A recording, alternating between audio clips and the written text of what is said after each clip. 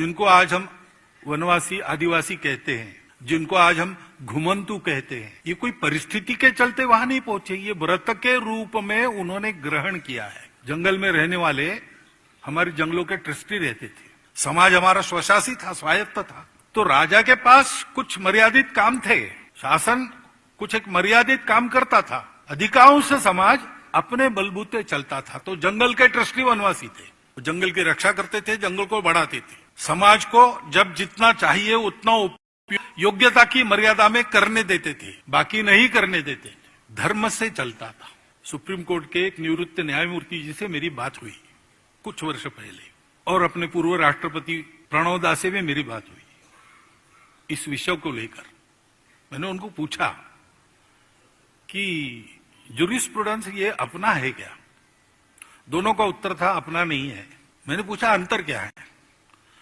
तो बोले ये रूल ऑफ लॉ है। कि रूल ऑफ लॉ कहां से आया? फ्रांस के विलियम द कॉन्करर ने इंग्लैंड पर आक्रमण किया।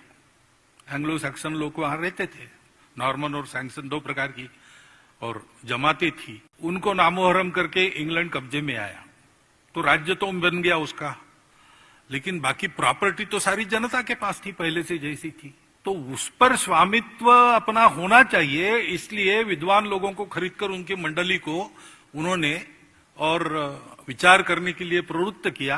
उन्होंने एक बनाया रूल ऑफ लॉ।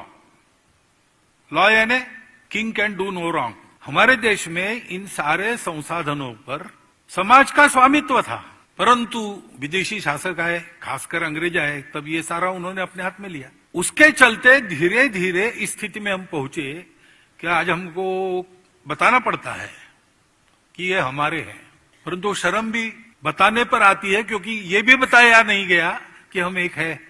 हमारे इतिहास को विस्मृत कर दिया गया, सब कुछ व्यवस्थाएं हमारी तोड़ दी गई, और इसलिए एक जो विमर्श बनता है वो स्वस्थ नहीं बनता। वो स्वस्थ विमर्श बने, इसलिए हमारा लोकमंथन है।